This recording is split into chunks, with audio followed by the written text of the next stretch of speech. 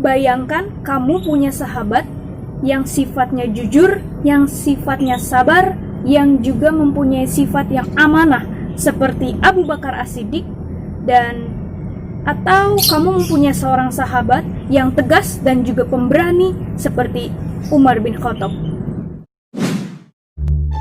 Bayangkan pada suatu pagi hari kamu terbangun dari tidurmu. Lalu kamu mengambil handphone dan menulis status di WA, liburan lalu aku pergi ke Jogja. Seketika ramai yang mengomentari statusmu. Mereka tidak percaya bahwa kau pergi ke Yogyakarta. Lalu kamu menangis terseduh-seduh. Semua orang tidak ada yang mempercayaimu. Tetapi sahabatmu Septi, dia mempercayaimu. Dia bilang dia akan mempercayaimu, bahkan lebih dari itu. Jangan menangis, aku mempercayaimu. Bahkan jika pergi ke Bali pun sebagai sahabat, aku percaya denganmu. Aku adalah Sofwan. Aku murid kelas 6 yang berani. Tenang saja, aku akan bilang kepada mereka yang tidak percaya kepadamu tentang kamu pergi ke Jogja. Aku akan menjelaskannya. Aku kan berani. Nah, bagaimana perasaanmu mempunyai dua sahabat seperti Septi dan Sofwan? Assalamualaikum warahmatullahi wabarakatuh. Hari ini kita akan membahas tentang dua sahabat Nabi, yaitu Abu Bakar As-Siddiq dan Umar bin Khattab. Pengandaian tadi merupakan perumpamaan tentang sifat Abu Bakar Siddiq dan juga Umar bin Khattab. Nama lengkapnya adalah Abdullah bin Abi Quhafah At-Tamimi. Pada waktu kecil, beliau bernama Abdul Ka'bah. Nama Abu Bakar As-Siddiq pemberian dari Rasulullah. Abu Bakar berasal dari dua kata, yaitu Abu atau ayah dan Bikr artinya gadis. Karena Abu Bakar merupakan ayah dari seorang gadis yang dinikahi oleh Nabi Muhammad, yaitu Aisyah. Sifatnya yang jujur, sabar, amanah sedari kecil membuat warga penduduk Mekah senang kepada Abu Bakar. Beliau juga seorang pedagang. Dari situlah beliau menjadi seorang pedagang yang kaya raya. Beliau merupakan salah satu dari orang-orang pertama yang masuk Islam.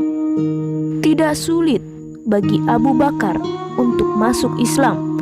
Beliau adalah orang pertama yang masuk Islam dari kalangan laki-laki merdeka. Gelar As-Siddiq diberikan dari Nabi Muhammad SAW. Siddiq artinya benar. Beliau selalu membenarkan Rasulullah dalam berbagai peristiwa, terutama peristiwa Isra Mi'raj yang mana para kafir Quraisy mengejek dan tidak percaya akan peristiwa itu. Abu Bakarlah nantang mereka dan mempercayai peristiwa Isra Mi'raj. Haha, hai Abu Bakar, kami para kafir Quraisy tidak percaya dengan peristiwa Isra Mi'raj.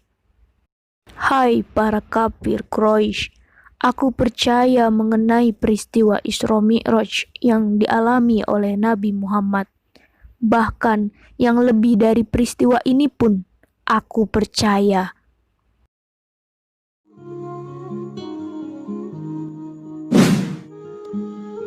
Nama lengkapnya adalah Umar bin Khattab bin Nufail Al-Mahzumi. Ibunya bernama Hantamah binti Hashim. Umar berasal dari suku Bani Adi. Umar memiliki sifat yang tegas dan pemberani. Umar bin Khattab masuk Islam pada tahun kelima setelah kenabian. Ia marah saat mengetahui adiknya Fatimah dan suaminya masuk Islam. Ia lalu mendatangi rumah Fatimah dan diketemui adiknya Fatimah sedang membaca Al-Quran. "Iya Fatimah adikku, apa yang sedang kamu baca ini?" "Aku sedang membaca Al-Quran, surat Taha." "Apa? Sini aku lihat." Bismillahirrahmanirrahim. Taha ma anzalna alaikal Qur'ana litashqa illa tazkiratan liman yakhsha.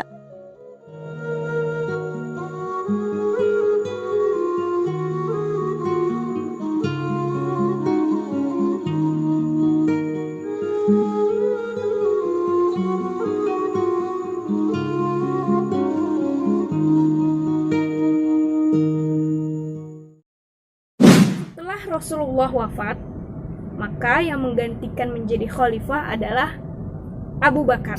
Setelah itu Umar bin Khattab. Inilah usaha-usaha yang dilakukan oleh kedua khalifah ini. Nah, Abu Bakar itu yang pertama, setelah dia menjadi khalifah, tugasnya memerangi orang murtad dan juga nabi palsu. Di sini Abu Bakar memerangi Musailama Al-Kizib yang mengaku-ngaku menjadi nabi.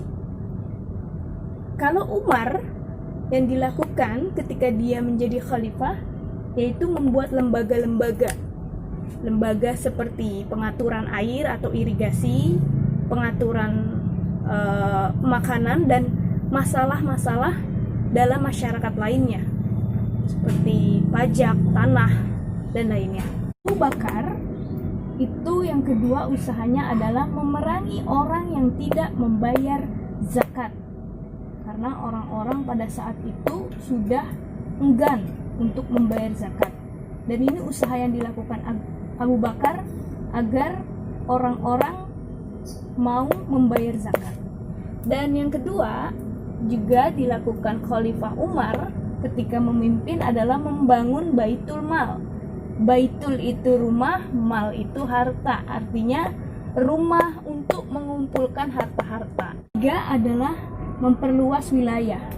Sejak kekhalifahan Abu Bakar As-Siddiq, wilayah Islam itu diperluas lagi sampai kepada perbatasan Persia, sampai kepada Syria, bahkan sampai ke Irak, wilayah Irak. Di pemerintahan Umar juga sama, Khalifah Umar memperluas wilayah sampai ke Damaskus, sampai ke Aleppo. Tujuan memperluas wilayah ini adalah juga untuk memperluas agama Islam. Usaha Abu Bakar sampai 3 ini.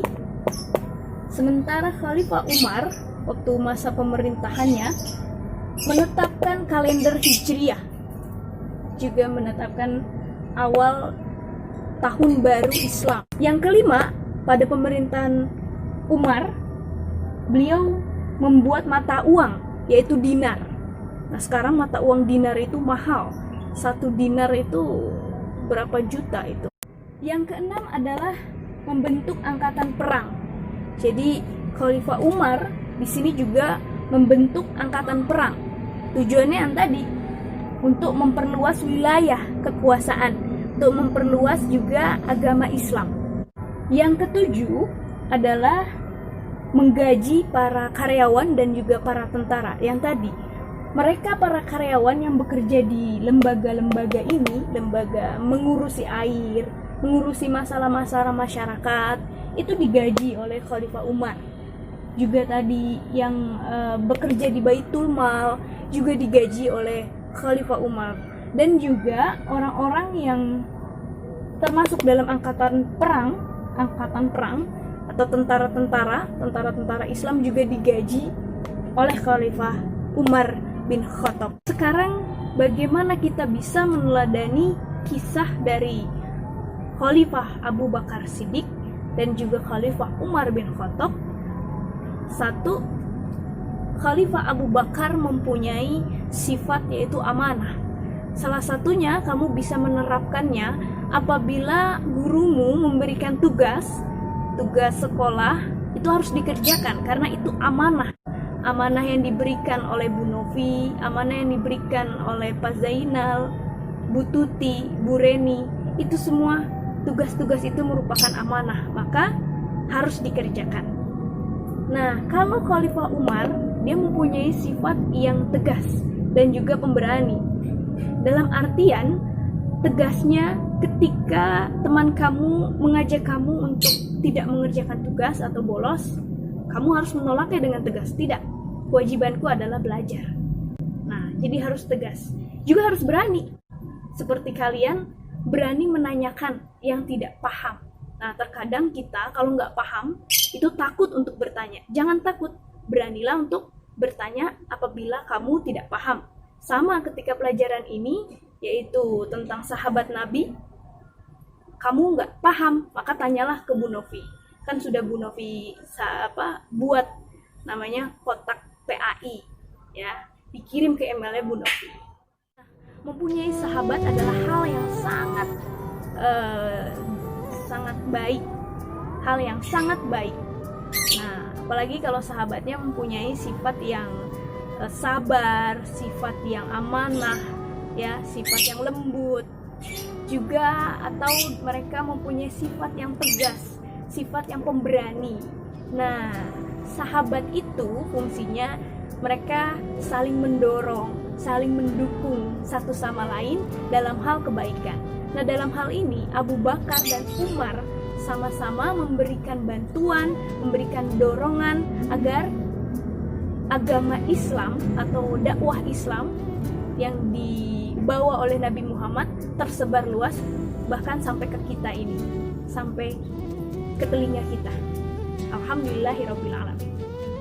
Demikianlah pelajaran hari ini. Jangan lupa untuk mengerjakan tugasnya karena itu amanah. Wallahul muwaffiq ila aqwamit thoriq. Wassalamualaikum warahmatullahi wabarakatuh.